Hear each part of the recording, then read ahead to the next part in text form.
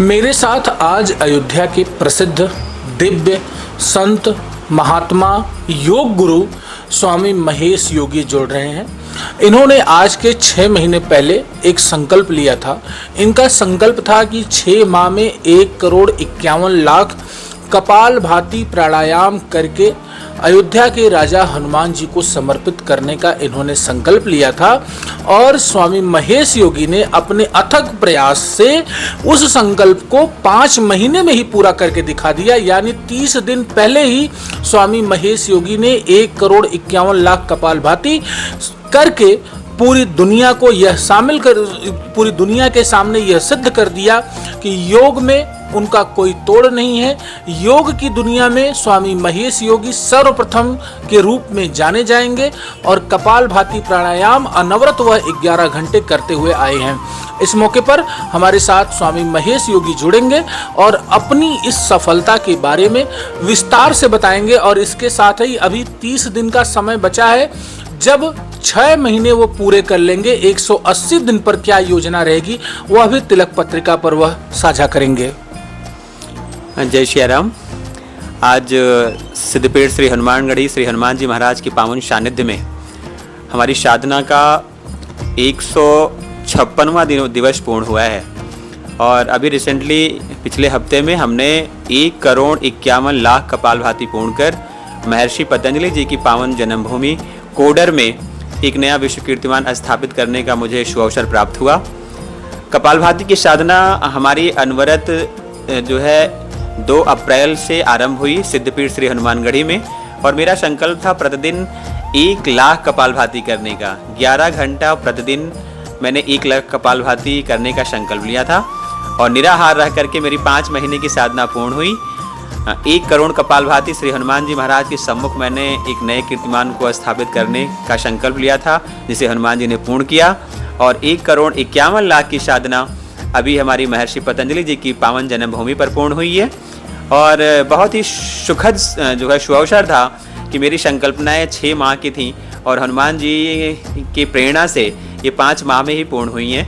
लेकिन मेरा संकल्प था तो अभी मेरी साधनाएं चल रही हैं और ये पूरा भी सितंबर चलता रहेगा। सितंबर माह के बाद मेरी बहुत सारी योजनाएं हैं, धर्म को लेकर के, आध्यात्म को लेकर के, भारतीय संस्कृति की जागृति के लिए, आध्यात्म के अभ्युदय को लेकर के, हिंदुत्व की जागृति को लेकर के, भारत को विश्व गुरु बनाने को लेकर के और भारत की चारों दिशाओं में 4 योग धाम की स्थापना के लिए, संपूर्ण भारतवर्ष में दिव्य भारत निर्माण यात्रा के संचालन को लेकर के, भारत की चारों दिशाओं में 4 धर्म ध्वज की स्थापना के लिए ऐसी बहुत सारी परिकल्पनाएं हैं, जिसको लेकर के हम सभी इस 6 माह की यात्रा को पूर्ण करने के उपरांत इस पर विचार करेंगे। भी भारत के हमारे जितने भी साधक हैं वो सब एकत्रित होंगे और एक नई चर्चाएं होंगी, एक नई क्रांति भारत के लिए हम लोग अभ्युदय करेंगे।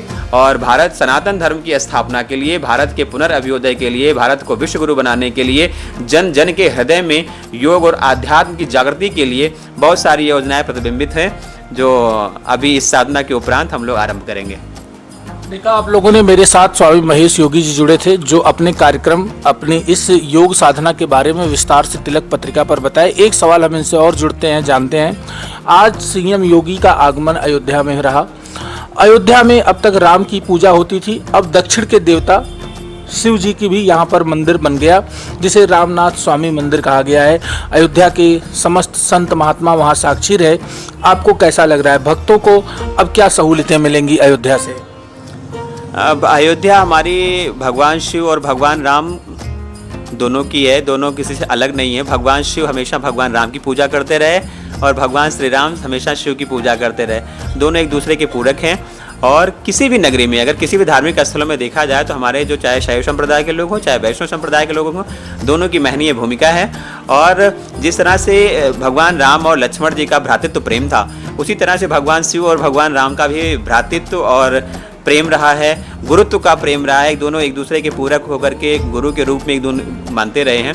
तो निश्चित तौर पर, और जहाँ पर भगवान की सत्ता व्याप्त हो, इस भूमि की उर्वरा शक्ति में कण कण में ऊर्जा की ही जो है संकल्पनाएं हों, तो निश्चित तौर पर उस भूमि पे सारे देवताओं की प्रादुर्भाव होते, तभी ऐसा संभव हो पाता है। अयोध्या प्राचीन काल से ही ऐसी उर्वरा शक्ति की भूमि है। सारे देवताओं का, सारे ऋषियों का, सारे मनीषियों का, सारे ब्रह्म शक्तियों का जो है अवतरण इस भूमि पर होता रहा है।